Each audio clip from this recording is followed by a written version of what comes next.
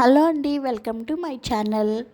ఈరోజైతే నేను కొరమేను చేపల ఎగురు చేశాను. చాలా బాగుంటుందండి ఇది టేస్టీగా. దీనికోసం ఒక గిన్నె తీసుకొని దాంట్లో నీట్గా వాష్ చేసుకున్న కొరమేను ముక్కలు అయితే వేసుకోండి. ఈ ముక్కలన్నీ తీసుకుని ఇందులో కొద్దిగా అల్లం వెల్లుల్లి పేస్ట్, కారం, ఉప్పు, పసుపు వేసుకుని బాగా కలుపుకోండి. ఇలా కలుపుకొని పక్కన పెట్టుకోండి. ఈలోపు మనం 2-3 ఉల్లిపాయలు అయితే తీసుకోండి.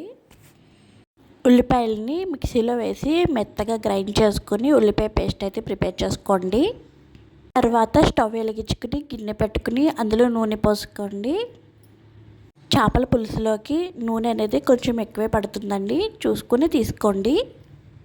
నూనె వేడైన తర్వాత అందులో కొద్దిగా జీలకర్ర, 2-3 పచ్చిమిరపకాయలు వేసుకొని ఫ్రై చేసుకోండి. ఇవి ఫ్రై అయిన తర్వాత అందులో మనం చెప్పాను కదా ఉల్లిపాయ పేస్ట్ వేసుకోమని, ఆ ఉల్లిపాయ పేస్ట్ అనేది వేసుకోండి. ఉల్లిపాయ పేస్ట్ అనేది లైట్ బ్రౌన్ కలర్ వచ్చే వరకు ఫ్రై చేసుకోండి. ఫ్రై చేసుకున్న తర్వాత కాసేపు మూత పెట్టి మగ్గించుకోండి. తర్వాత ఇదిగో చూస్తున్నారు కదా, ఇలా ఫ్రై అయిన తర్వాత అందులో కొద్దిగా అల్లం వెల్లుల్లిపాయ పేస్ట్ వేసుకోండి. ఆల్రెడీ మనం చేపల్లో వేసుకున్నాం కదా, అందుకని ఇక్కడ చూసుకుని వేసుకోండి అల్లం వెల్లుల్లి పేస్ట్.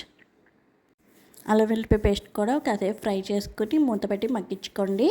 అల్లం వెల్లుల్లిపాయ పేస్ట్ పచ్చివాసన పోయే వరకు కూడా ఫ్రై చేసుకోండి. తర్వాత ఇందులో పసుపు, కారం, ఉప్పు వేసుకుని కలుపుకోండి. ఇది బాగా కలిసిన తర్వాత ఇందులోనే కొద్దిగా గరం మసాలా, ధనియాల పొడి, జీలకర్ర పొడి కూడా వేసుకుని బాగా కలుపుకోండి. ఇది ఫ్రై అయిన తర్వాత కాసేపు మూత పెట్టుకుని మగ్గించుకోండి. ఇదిగో ఈ విధంగా మగ్గిన తర్వాత మనం మ్యారినేట్ చేసి పెట్టుకున్నాం కదా చేపలు, అవైతే తీసుకోండి.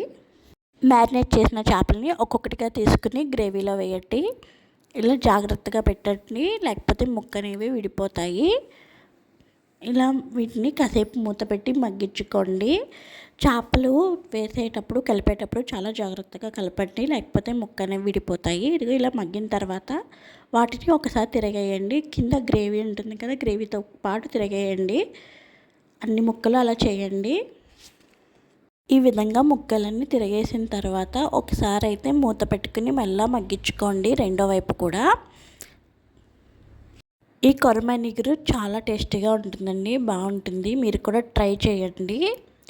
ఇదిగో చెప్పాను కదా, ఇప్పుడు ఈ ముక్కలు కూడా మూత పెట్టుకుని కాసేపు మగ్గించుకోండి. తర్వాత మూత తీసి చూడండి. ఇదిగో ఇలా మగ్గిన తర్వాత ఇందులో మనం ఒక చిన్న గ్లాస్ వాటర్ అయితే పోసుకొని ముక్కలు విడిపోకుండా జాగ్రత్తగా ఈ విధంగా కలుపుకోండి. గ్రేవీ మొత్తం వాటర్లో మిక్స్ అయ్యేలాగా జాగ్రత్తగా కలుపుకొని ముక్కలకు కూడా గ్రేవీ పట్టేలాగా చూసుకొని కలుపుకోండి. ముక్క విడిపోకుండా అయితే కలుపుకోండి. తర్వాత మూత పెట్టుకుని మగ్గించుకోండి. అలా 10 మినిట్స్ మీడియం ఫ్లేమ్ మీద మగ్గిన తర్వాత మూత తీసుకుని దించే ముందు కొత్తిమీర చల్లుకోండి. ఇదైతే మీరు ట్రై చేసి ఎలా ఉందో కామెంట్ చేయండి. టేస్ట్ అయితే చాలా బాగుంటుంది. మీకు కనుక వీడియో నచ్చితే లైక్ చేయండి. Bye bye.